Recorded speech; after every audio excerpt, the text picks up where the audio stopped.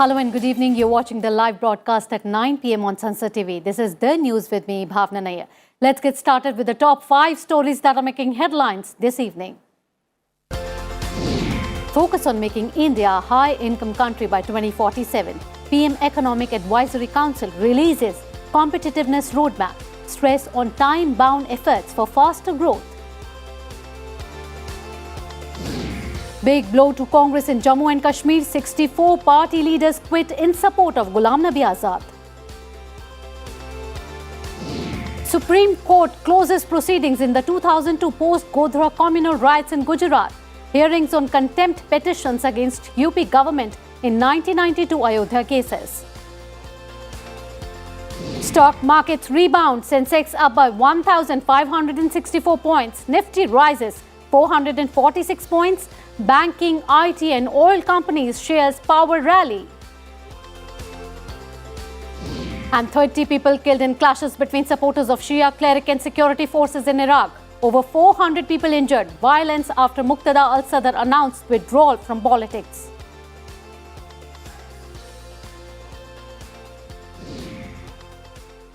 And now, let us now look at some more important news of the day in our flash segment. Supreme Court to hear cases challenging constitutional validity of reservation for economically weaker sections and quota for Muslims in Andhra Pradesh on September 13th. Defence Minister Rajnath Singh praises Prime Minister Modi, says he's the only leader after Mahatma Gandhi who understood sentiments of masses. Foreign Minister S. Jaishankar to leave for UAE on Wednesday. 3-day visit to feature 14th India-UAE Joint Commission meeting and 3rd India-UAE Strategic Dialogue. National Education Policy 2020 envisages sports as a part of curriculum, emphasizes sports integrated learning, says Education Minister Dharmendra Pradhan. UNGA President Abdullah Shahid calls India-Maldives relations outstanding, credits people-to-people ties and key agreements. BJP National President JP Nadda asserts that North-East has ushered in peace during Prime Minister Modi's rule. After refusing access to US and UK ships, Solomon Islands holds all naval visits. Pakistan floods a monsoon on steroids, warns UN Chief Antonio Guterres, urges world to come to Pakistan's aid.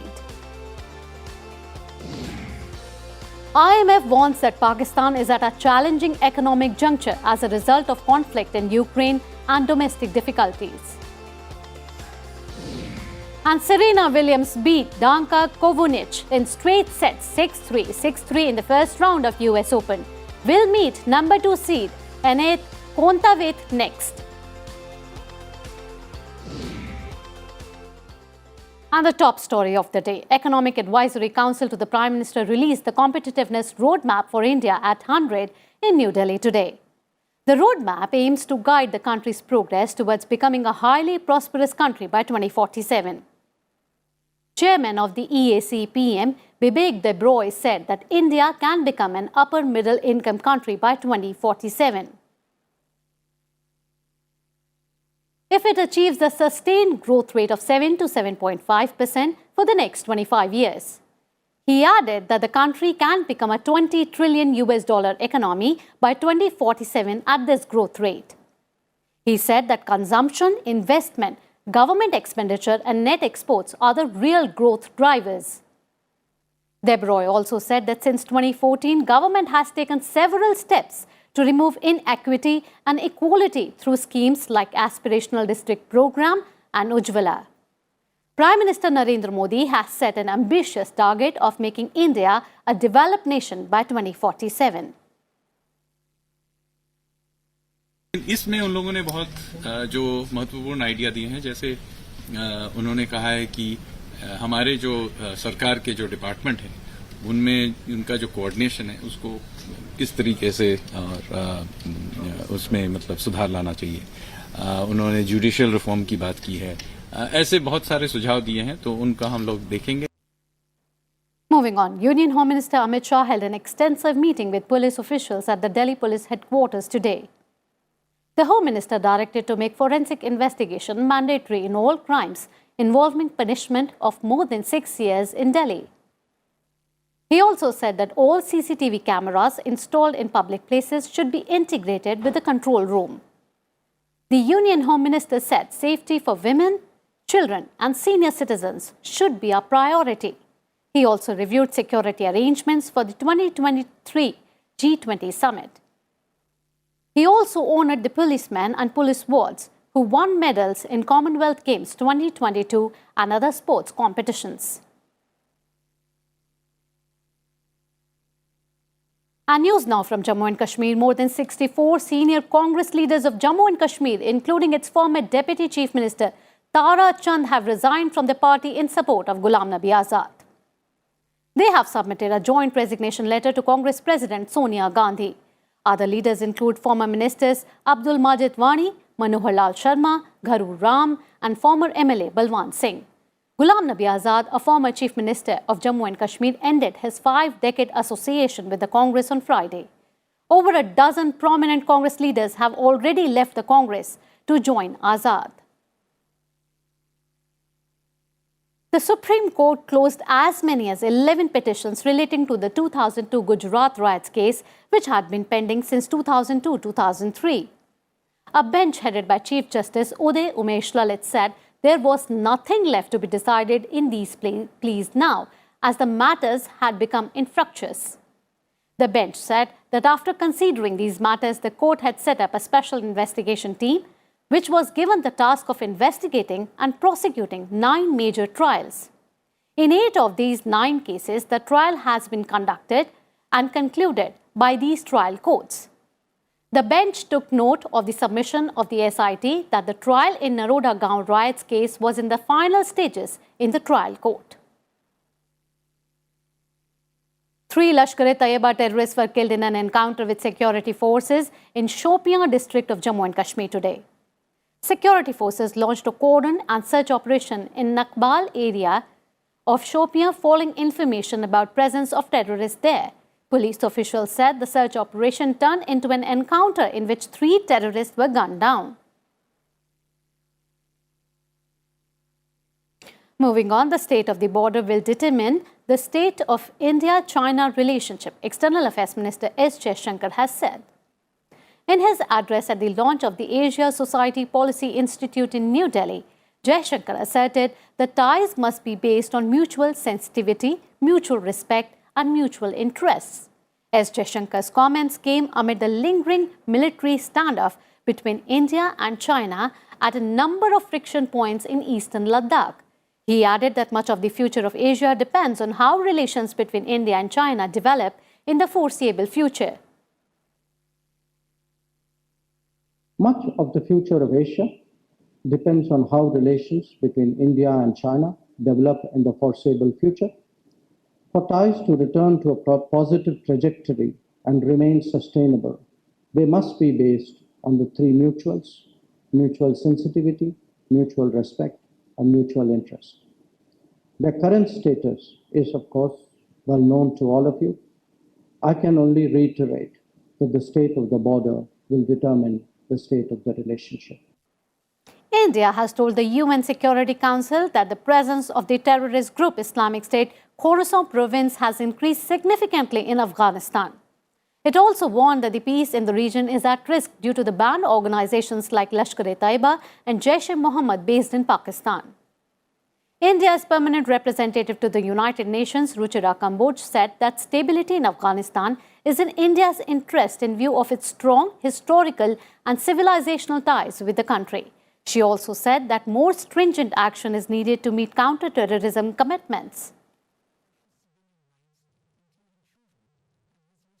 Indian and Chinese soldiers are participating in a joint military exercise that started in Russia on Tuesday. The joint military exercise Vostok 2022 will continue till 5th September. This strategic exercise brought together more than 50,000 soldiers, over than 5,000 armaments and military hardware, 140 aircraft, 60 combat ships, gunboats and support ships.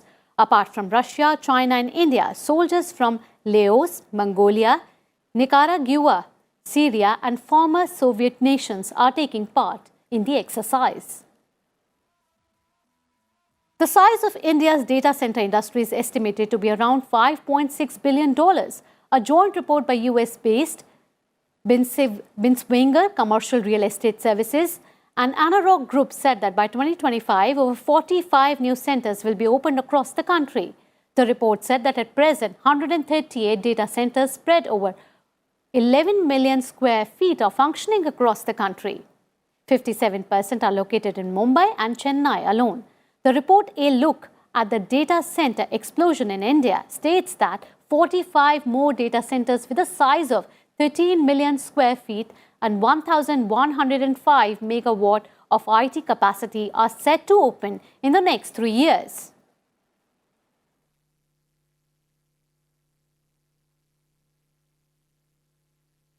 Time now to trace the monsoon situation in the nation.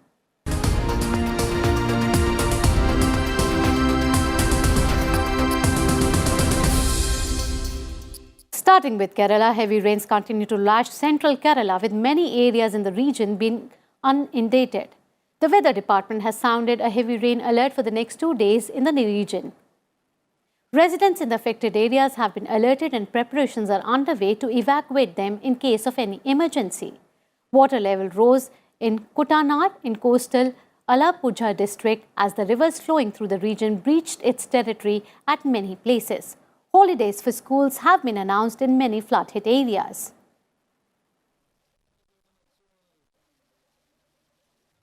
Heavy rains and waterlogging have delayed Atachamyam celebrations in Nithur, heralding the start of the 10-day Onam festivities in Kerala. In Karnataka, schools and colleges in several districts were shut today due to heavy rains. The weather department has sounded a yellow alert in 13 districts of the state. Most of the rivers and water bodies in the state are in spate due to incessant rainfall. Many incidents of uprooting of trees and damage to power lines have been reported from several parts of the state. The Karnataka government has estimated rain-related losses since June to the tune of over 7,647 crore. Now let's take a look at news from across the nation.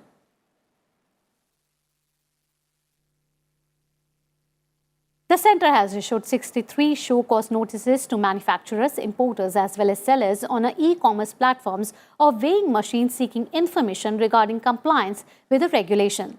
The centre has sought details regarding the approval of product models, manufacturing, importer or dealer licenses and verification of weighing scales. A 9.8-kilometer long tunnel in the 111-kilometer under-construction railway route connecting the two stations on the Banihal-Katra railway link in Jammu and Kashmir has been completed. The Supreme Court directed the centre to take a decision on the investigation into the blast in the state of West Bengal on the basis of a report by the West Bengal government. On April 22nd, a blast in Malda had injured several people. In the wake of a political crisis in Jharkhand, the ruling UPA MLAs have been shifted to Raipur, the capital of Chhattisgarh, on Tuesday. Chief Minister Hemant Soren has called it part of the strategy to remain united.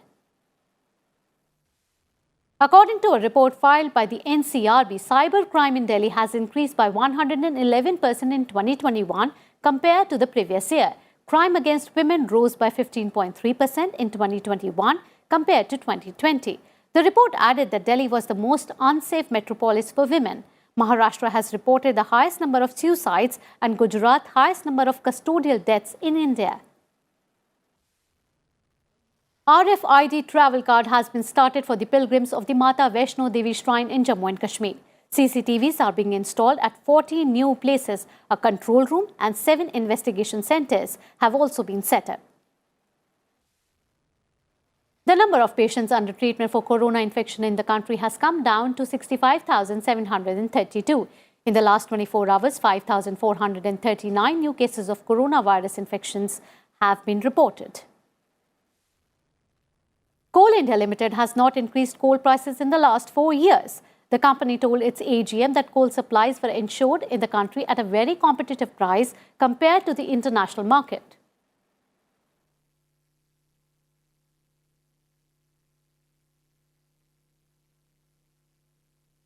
And now news from the world of business and economy. Amid growing concerns of grain shortage in the country due to less rainfall, the government assured consumers that it had adequate stocks of rice to meet domestic requirements. Also, there were no plans to curb rice exports at the moment. The country exported 21.2 million tons of rice in 2021-22 fiscal year, of which 3.94 million tons were basmati rice.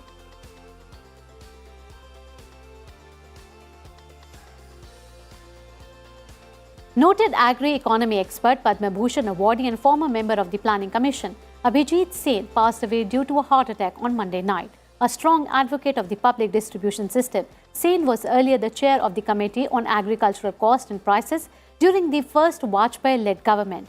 He is survived by his wife and noted economist Jayati Ghosh and 2 children.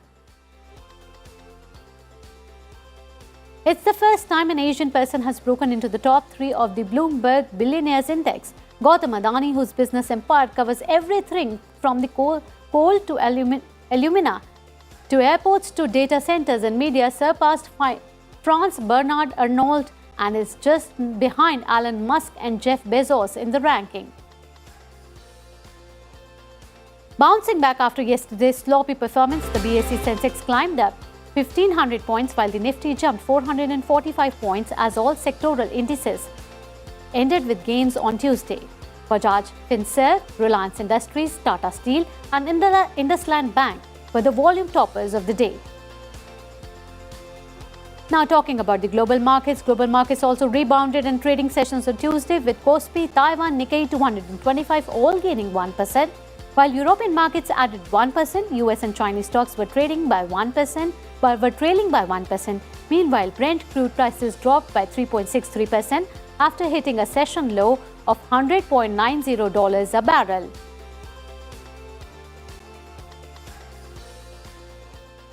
Slipping into a short break here, on the other side, Sri Lanka's negotiation with the IMF on a bailout package reaches final stage. All this and much more after this short break. You stay tuned to Sansad TV for more news.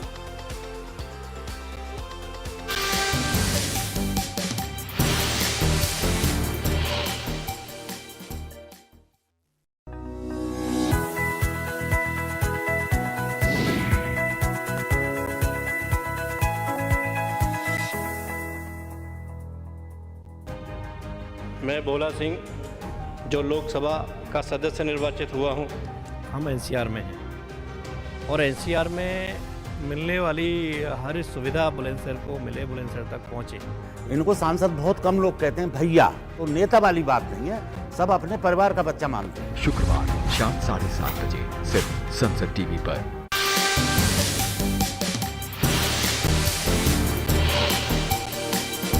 Welcome back after the break. You're watching the news and time now for all the big developments from the Russia-Ukraine war front.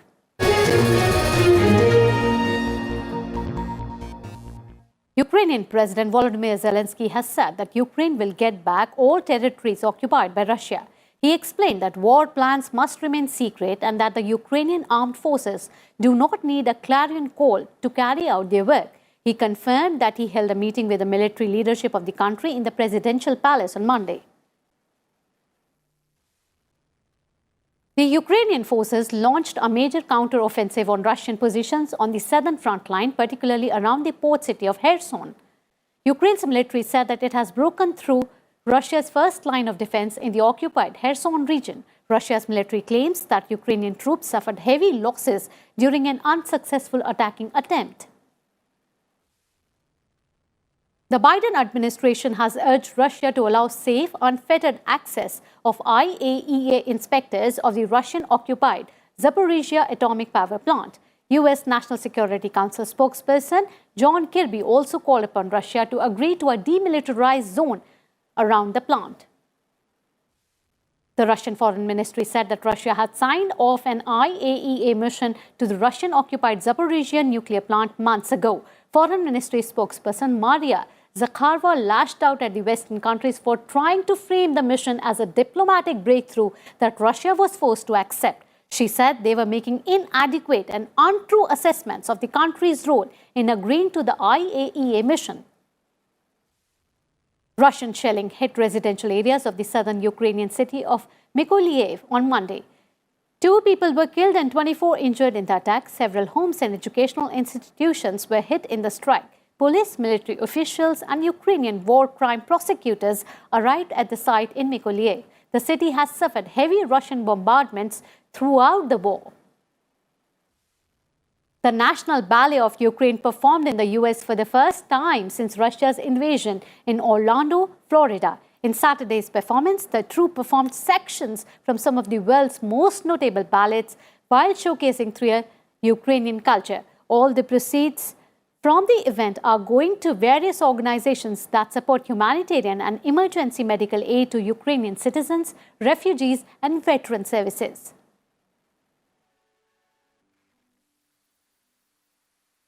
Time now for some other global updates.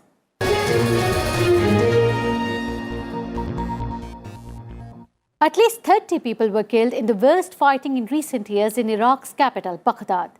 400 people were reported injured in the clashes that were triggered by the supporters of Shia Muslim cleric Muqtada al-Sadr, who fought pitched battles with security forces and militias aligned with Iran.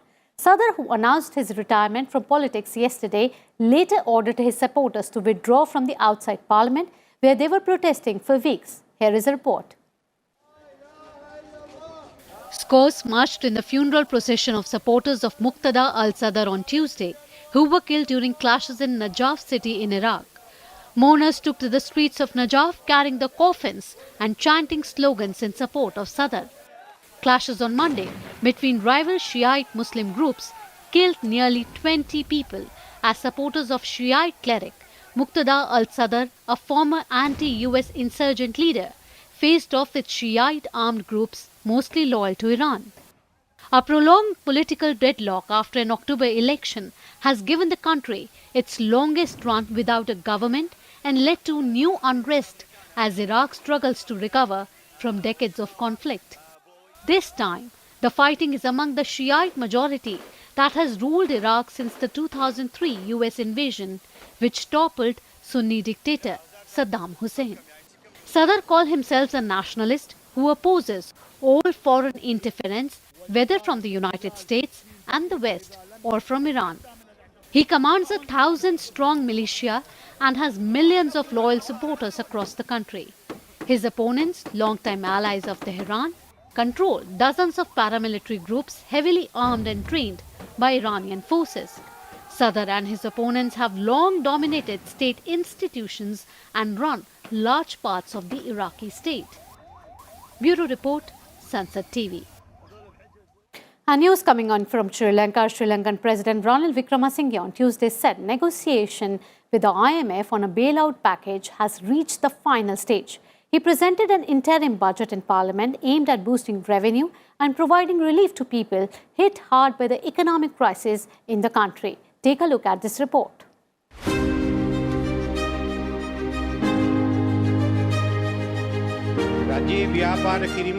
Sri Lankan President Ranil Wickremesinghe on Tuesday presented an interim budget to boost revenue and fight inflation in the country. He said the talks with the International Monetary Fund on a bailout package have made solid progress. Wickremesinghe, who took over as the country's president last month, is pushing to bring in fiscal consolidation measures agreed with the IMF, which currently has a team of officials visiting Sri Lanka. Sri Lankan officials hope the budget will be followed by a preliminary staff-level agreement with the IMF for a loan package worth between $2 to $3 billion. Chronic shortages of basic goods, runaway inflation, and mass protests forced then-President Gotabaya Rajapaksa to flee the country in July, leaving his successor Wickremesinghe to handle the restructuring of billions of dollars in debt to China and other countries. Bureau Report, Sansad TV. And now news from Pakistan. The death toll due to the destructive floods has risen to 1,136 in Pakistan. The government set up a nodal disaster agency to deal with this emergency. About 33 million people have been displaced in the country due to the floods. In the last 24 hours, 119 people have died. Pakistan has sought international help in the midst of this economic crisis. Canada has announced assistance of $5 million to Pakistan. The Chinese government has promised 100 million yuan to the Pakistani government.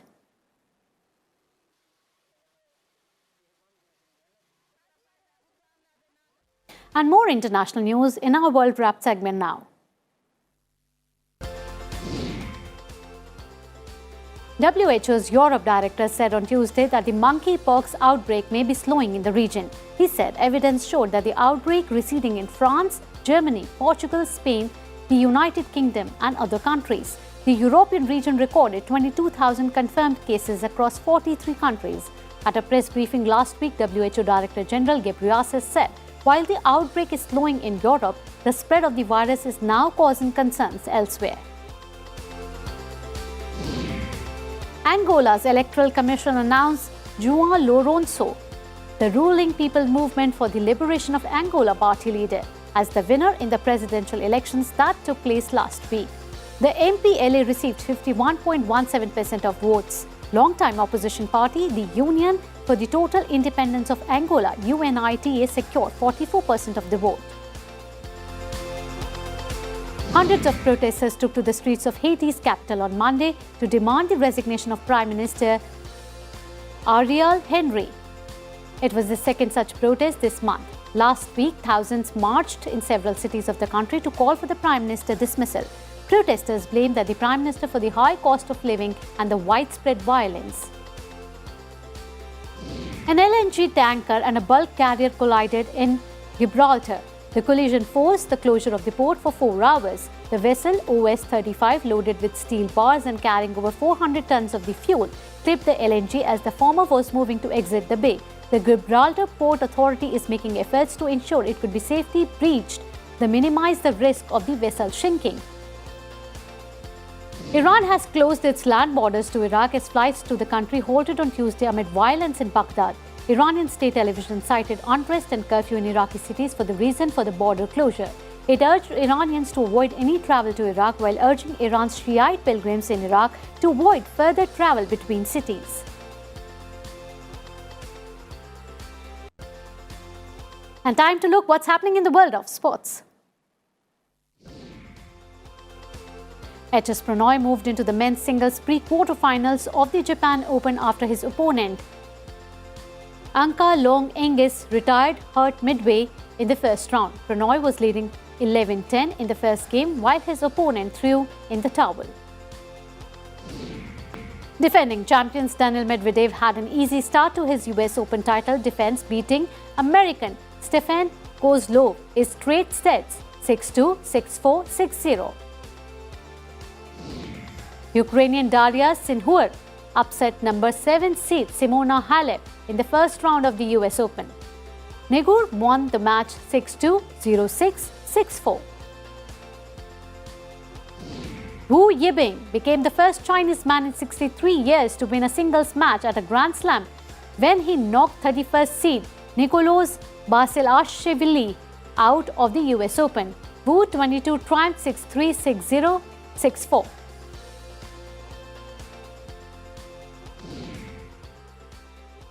And with that, it's a wrap of today's edition of the news. For more news and updates, stay tuned to Sansad TV. Thank you for watching. Good night. Namaskar.